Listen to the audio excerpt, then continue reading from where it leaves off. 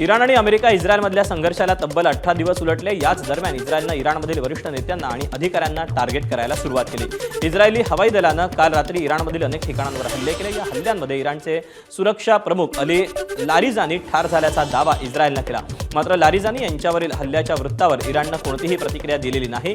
दरम्यान या हल्ल्यात पॅलेस्टिनी इस्लामिक जिहादचे नेते अक्रम अल अजुरी आणि त्यांच्या गटालाही लक्ष्य करण्यात आल्याची माहिती मिळाली आहे। इराणनं इस्रायलवर क्षेपणास्त्र हल्ला केला। हल्ल्याच्या संरक्षण प्रणालीनं हा हल्ला परतवला। तेल अवीवमध्ये इराणी क्षेपणास्त्र पाडलं, त्यानंतर इस्रायल सैनिकांनी जल्लोष केला। इस्रायल आणि कतारमधील अल उदीद हवाई तळावर मोठा हल्ला केल्याचा दावा इराणी सैन्यानं केला। ऑपरेशन ट्रू प्रॉमिस अंतर्गत हल्ल्याची 57वी फेरी पूर्ण झाल्याचा दावा इराणनं केला। त्यात क्षेपणास्त्रांच्या माध्यमातून इस्रायलच्या कमांड कंट्रोल आणि क्षेपणास्त्र संरक्षण ठिकाणांवर मारा करण्यात आला। कतार संरक्षण मंत्रालयाच्या दाव्यानुसार त्यांच्या एअर डिफेन्स सिस्टीमनं इराणनं डागलेल्या 14 पैकी 13 बॅलिस्टिक क्षेपणास्त्रांना हवेतच मारल्याचा दावा केला। इराणचे अनेक ड्रोन हल्लेही निष्प्रभ केल्याचा दावा करण्यात आला। संरक्षण मंत्रालयाच्या माहितीनुसार एक क्षेपणास्त्र रिकाम्या जागेत कोसळलं, त्यामुळे कोणतंही नुकसान झालेलं नाही। आखाती युद्धात इराणकडून इराकला लक्ष्य केलं जातं। युरोपियन युनियन पाठोपाठ इराकमधील अमेरिकेच्या दूतावासावर देखील इराणनं हल्ला केला। दूतावासावर इराणनं ड्रोन हल्ला केल्यानंतर अमेरिकेनं तो सी-रॅम प्रणालीनं परतवला। सी-रॅम ही ड्रोन आणि क्षेपणास्त्र विरोधी प्रणाली आहे। आखाती युद्धात युरोपियन युनियन देखील लक्ष्य झालंय। इराकची राजधानी बगदादमध्ये युरोपियन युनियनच्या मिशन मुख्यालयावर ड्रोन हल्ला झाला। हे कार्यालय बगदाद अल रशीद हॉटेलमध्ये, या हॉटेलच्या वरच्या माळ्यांवर हे ड्रोन धडकले। यात कुठलीही जीवितहानी नाही। हिजबुल्लानं इस्रायलवर ड्रोन आणि रॉकेटनं मोठा हल्ला केला। इस्रायलमधील नहारिया शहरावर हा हल्ला करण्यात आला असून हल्ल्यानंतर शहरात आग लागलेली होती। संयुक्त अरब अमिराती या देशाची राजधानी असलेल्या अबुधाबीतील गॅस फील्डवर इराणनं जोरदार मारा केला। यूएतील मीडियानं हे वृत्त दिलं। शहातेल आणि गॅस फील्डवर ड्रोन हल्ले झाले। हल्ल्यानंतर मोठी आग लागली। इस्रायली सैन्यानं लेबनॉनला इशारा दिला। दक्षिण लेबनॉन भागातील अनेक विभाग हे रिकामे करण्याचा इशारा देण्यात आला। इस्रायलच्या आयडीएफनं हिजबुल्लाच्या ठिकाणांवर मारा करण्याची तयारी सुरू केली। हिजबुल्लाचे आतापर्यंत 400 दहशतवादी मारल्याचा दावा इस्रायलनं केला। इराणमध्ये मुस्तफा खामेनींच्या समर्थनार्थ हजारो लोक रस्त्यावर उतरले। रॅली काढण्यात आलेली होती। मुस्तफांच्या समर्थनार्थ घोषणाबाजी देखील करण्यात आली। अमेरिकेनं इराणविरुद्ध सुरू केलेलं युद्ध आता थांबू नये असा आग्रह आखाती देश करत असल्याची माहिती समोर आली। अमेरिकेनं इराणवरील हल्ले लगेच न थांबवता त्यांना निष्क्रिय करावं अशी आखाती देशांची मागणी असल्याचं कळतं, जेणेकरून भविष्यात इराणकडून कच्च्या तेल पुरवठ्याला कोणताही धोका निर्माण होणार नाही। इस्रायल अमेरिकेच्या हल्ल्यानंतर इराणनं आखाती देशांमधील तेल केंद्र, बंदरं आणि शहरांवर हल्ला केला। याशिवाय हॉर्मुझच्या सामुद्रधुनीतून तेल वाहतूक देखील रोखून धरल्याचा फटका आखाती अर्थव्यवस्थेला बसलाय। त्यामुळे इराणची सैन्य ताकद कमकुवत करावी अशी आखाती देशांची मागणी आहे। अमेरिकेकडून आखाती देशांवरही युद्धात सहभागी होण्यासाठी दबाव निर्माण केला जात असल्याचं सूत्रांनी सांगितलं। त्यामुळे इराणविरुद्ध ट्रम्प यांना साकडं घालणारे आखाती देश युद्धात सहभागी होणार का, हे पाहणं महत्त्वाचं। अमेरिका आणि इराण यांच्यातील तणावाच्या पार्श्वभूमीवर चर्चेला सुरुवात झाल्याची माहिती समोर येते। अमेरिकन वृत्तसंस्थांच्या हवाल्यानं ट्रम्प यांचे विशेष दूत विटकॉफ यांनी इराणचे परराष्ट्रमंत्री अराग यांच्याशी चर्चा केल्याचा दावा करण्यात आला। मात्र हा दावा इराणचे परराष्ट्रमंत्री अरागची यांनी फेटाळून लावला। त्यामुळे चर्चेबाबत संभ्रम कायम आहे।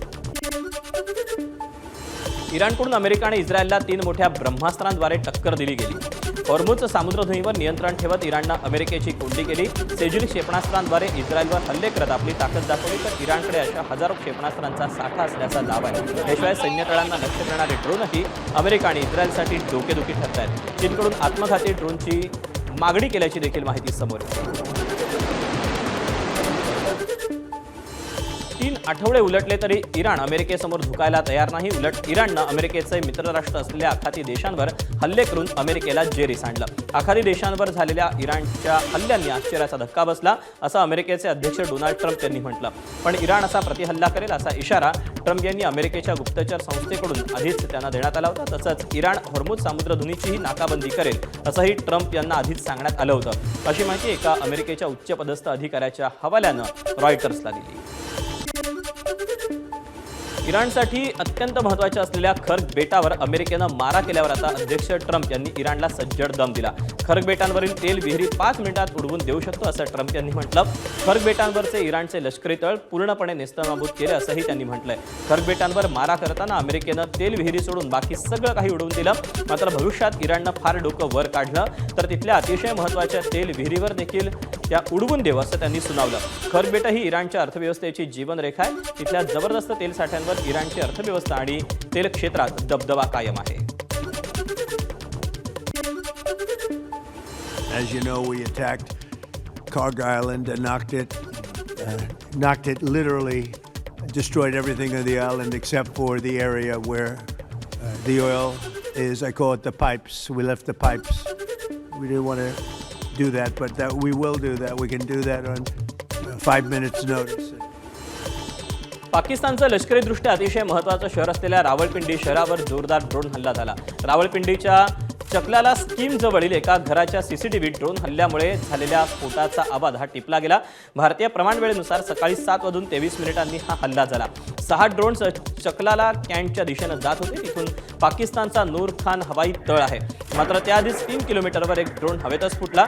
दुसरा ड्रोन चकलाला कॅन्टोन्मेंट जवळ पोहोचला मात्र अँटी ड्रोन गनने तो पाडला. अफगाणिस्तानमधील काबूलवर पाकिस्तानी हवाई दलानं एअर स्ट्राईक केला. पाकिस्तानकडून रहिवासी परिसर आणि रुग्णालयांना लक्ष्य करण्यात आलं. यामध्ये आतापर्यंत जवळपास 400 जणांचा मृत्यू झाल्याची माहिती समोर आली आहे. पाकिस्तानी लष्करानं काबूलमधील 5 वेगवेगळ्या ठिकाणी बॉम्ब हल्ले केले. यामध्ये 400 जणांचा मृत्यू झाला तर 250हून अधिक जखमी झाले. काबूलमध्ये सध्या बचाव कार्य जोरात सुरू असून निवासी भाग आणि रुग्णालयाच्या ढिगाऱ्याखालून मृतदेह बाहेर काढण्याचा आणि जिवंत राहिलेल्या लोकांना सुखरूप बाहेर काढण्याचे प्रयत्न सध्या युद्धपातळीवर सुरू आहेत. काबूलवरील हल्ल्यानंतर आंतरराष्ट्रीय स्तरावर तीव्र प्रतिक्रिया उमटू लागल्या. अफगाणिस्ताननं या हल्ल्याचा कडक शब्दात निषेध नोंदवला. हा हल्ला अमानवीय असल्याचं त्यांनी म्हटलं. निवासी भागांना लक्ष्य करून हा हल्ला करण्यात आल्याचा आरोपही अफगाणिस्ताननं केला. हा प्रकार मानवतेविरुद्धचा गंभीर गुन्हा असल्याचं स्पष्ट करत अफगाणिस्ताननं जगभरातून या घटनेचा निषेध करण्याची मागणी केली. एकीकडे पश्चिम आशिया पेटलेला असताना दुसरीकडे पूर्व आशियातही तणावाची स्थिती निर्माण झाली. तैवान सीमेजवळ चीनच्या लढाऊ विमानांची उपस्थिती मोठ्या संख्येनं दिसू लागली. गेल्या आठवड्यानंतर पुन्हा एकदा चीनी लढाऊ विमानांनी तैवानजवळ घिरट्या घालायला सुरुवात केली. शनिवारी एकूण 26 चीनी लढाऊ विमानं तैवानच्या सीमेजवळ दिसली. त्यातील 16 विमानं तैवानच्या एअर डिफेन्स सिस्टीमच्या टप्प्यात आली होती. त्याशिवाय चीनच्या 7 युद्धनौकाही तैवानजवळ आढळल्या.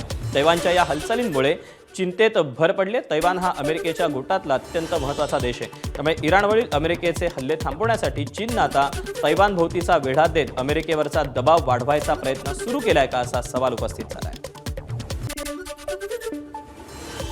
इथे राज्यभर गॅस सिलेंडरच्या काळा बाजाराविरोधात प्रशासनाची धडक कारवाई सुरू आहे. 15 मार्चपर्यंत काळ्या बाजारातील तब्बल 1208 सिलेंडर जप्त करण्यात आले. दक्षता पथकांनी केलेल्या 2129 तपासण्यांमध्ये ही कारवाई करण्यात आली असून जप्त मालाची किंमत ही 33,66,000 रुपयांच्या घरात आहे. काळा बाजार करणाऱ्यांविरोधात 23 गुन्हे दाखल करण्यात आले तर 18 जणांना अटक करण्यात आली.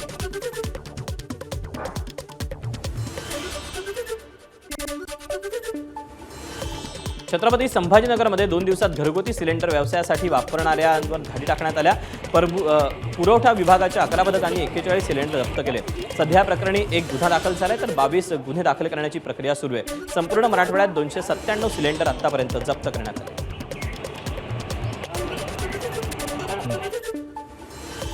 हिंगोली जिल्ह्यात गॅसचा काळा बाजार रोखण्यासाठी पुरवठा विभागाच्या पथकानं मोठी कारवाई केली. काल जिल्ह्यात 48 ठिकाणी पुरवठा विभागानं छापे टाकले असून 21 सिलेंडर जप्त केले.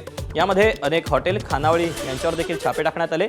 घरगुती गॅसचा वापर हॉटेलमध्ये जेवण बनवण्यासाठी होत असल्याचं लक्षात येताच पुरवठा विभागानं मोठी कारवाई केली.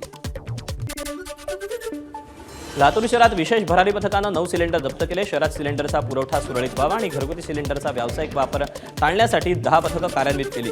या पथकांकडून गेल्या रविवारपासून शहरातील वेगवेगळ्या भागातील छोटी मोठी हॉटेल्स यांची अचानक तपासणी करण्यात आली.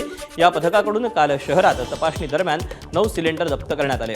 या 10 पथकांमार्फत यापुढे देखील तपासणीची मोहीम सुरू राहील अशी माहिती जिल्हा पुरवठा अधिकारी व्यंकटेश रावलोड यांनी दिली आहे. अकोल्यात पुरवठा विभाग ॲक्शन मोडवर आले. पुरवठा विभागानं 2 ठिकाणी धाडी टाकून अवैध साठा जप्त केला. या कारवाईत 23 घरगुती सिलेंडर जप्त केलेत. अनुमतीपेक्षा जास्त सिलेंडर साठवणूक केल्यामुळे ही कारवाई करण्यात आली असून अद्याप कोणावरही गुन्हा दाखल करण्यात आलेला नाही. नाशिकमध्ये गॅस सिलेंडरच्या काळ्या बाजारावर मोठी कारवाई करण्यात आली। सातपूर पोलीस ठाण्यामध्ये 7 जणांविरोधात गुन्हा दाखल करण्यात आला असून जिल्हा पुरवठा अधिकारी रमेश गायकवाड आणि त्यांच्या पथकानं छापा टाकून हा प्रकार उघडकीस आणला। या कारवाईत जवळपास 25 लाख रुपयांचा मुद्देमाल जप्त करण्यात आला। भंडाऱ्यात पिरॅमिड इंडियन गॅस एजन्सीवर पुरवठा विभागानं छापा टाकून मोठी कारवाई केली। या गोडाऊनला स्फोटक परवाना ठेवण्याची कुठलीही परवानगी न घेता तिथं 57 सिलेंडर ठेवल्याची माहिती पुरवठा विभागाला मिळाली होती। गुप्त माहितीवरून भंडारा जिल्हा पुरवठा अधिकारी नरेश बंजारी यांच्या पथकानं ही कारवाई केली। आतापर्यंत पुरवठा विभागानं केलेल्या 6 कारवाईतून एकूण 103 सिलेंडर जप्त केले। गॅस सिलेंडरची साठेबाजी करणाऱ्यांवर पुरवठा विभागाच्या दक्षता विभागाची करडी नजर आहे। कारवाई करण्यात आलेल्यांवर कठोर आणखी कारवाई करण्यात येईल अशी माहिती पुरवठा अधिकारी नरेश बंजारी यांनी दिली। माझ्या भ्रमणध्वनीवरती कॉल आलेला होता आणि सांगितलं होतं की बा असं या ठिकाणावरून गॅस सिलेंडर चाललेले आहेत। तर त्या अनुषंगाने आम्ही त्या ठिकाणी रेड टाकली। पिरॅमिड गॅस एजन्सी धारकाने त्या ठिकाणी त्यांचे सिलेंडर साठवणूक करून ठेवलेले होते। सध्या आता त्या गोडाऊनला आम्ही सील केलेली आहे आणि त्याचं डिटेल इन्व्हेस्टिगेशन ऑइल कंपनी मार्फत होईल। जालना तालुक्यातील रामनगर परिसरात गॅस एजन्सीच्या गोडाऊनमध्ये चक्क गॅस सिलेंडरची मोठी चोरी झाली।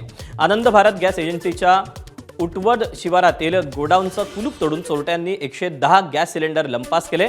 चोरीला गेलेल्या सिलेंडरची अंदाजे किंमत 4.5 लाख रुपयांपेक्षा अधिक आहे। विशेष म्हणजे एकीकडे नागरिकांना गॅस टंचाईचा सामना करावा लागत असताना हा प्रकार घडल्यानं आश्चर्य व्यक्त होतं। या प्रकरणी एजन्सीचे व्यवस्थापक सिद्धार्थ आढाव यांना मौजपुरी पोलीस ठाण्यात त्यांनी तक्रार दिली असून अज्ञात चोरट्यांविरुद्ध गुन्हा दाखल करण्यात आला।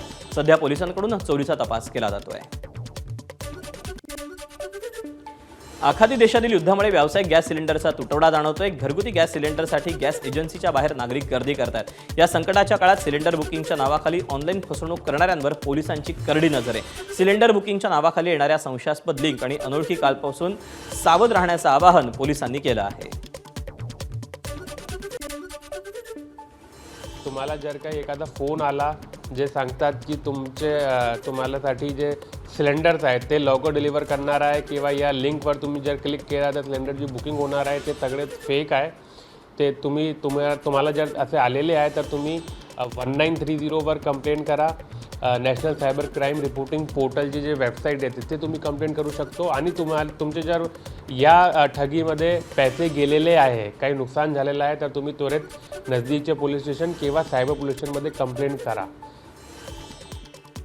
आखाती देशातील युद्धजन्य परिस्थितीचा मोठा आर्थिक फटका बसतोय। यूएईतील काही मोठ्या बँका आणि कंपन्यांना टाळं लागलंय। मालमत्तेचे दर 30 ते 40% घसरले असून पर्यटन आणि व्यापारावर देखील परिणाम झालाय। या परिस्थितीमुळे अनेक विदेशी कामगारांनी मायदेशी परतण्याचा निर्णय घेतलाय।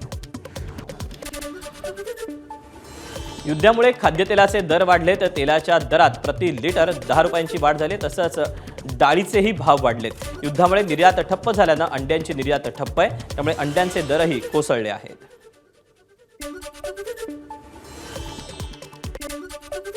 पहिलं म्हणजे सध्याच्या उन्हाळ्याच्या परिस्थितीमुळे सुद्धा अंड्याच्या कन्झम्पशनमध्ये घसरण झालेली आहे। दुसरी गोष्ट जी युद्धाची परिस्थिती सध्या आहे त्यामुळे सुद्धा तमिळनाडूमधून जो एक्सपोर्ट होणारा जो माल आहे तो सर्व माल आपल्या महाराष्ट्रामध्ये येऊन ठप्प होत आहे। त्यामुळे मार्केटची परिस्थिती घसरत चाललेली आहे। महाराष्ट्रात हळदीचं सर्वाधिक उत्पादन हिंगोली जिल्ह्यात होतं। ही हळद मोठ्या प्रमाणात आखाती देशांमध्ये निर्यात केली जाते, पण आखाती देशात सुरू असलेल्या युद्धामुळे हळदीची निर्यात पूर्णपणे बंद आहे। परिणामी हिंगोलीच्या मार्केट यार्डात हळदीचे भाव प्रति क्विंटल 2000 रुपयांनी घसरले आहेत।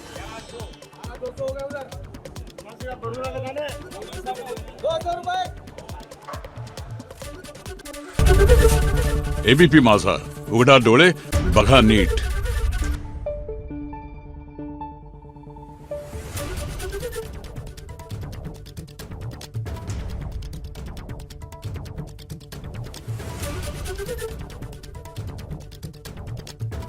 Thank you.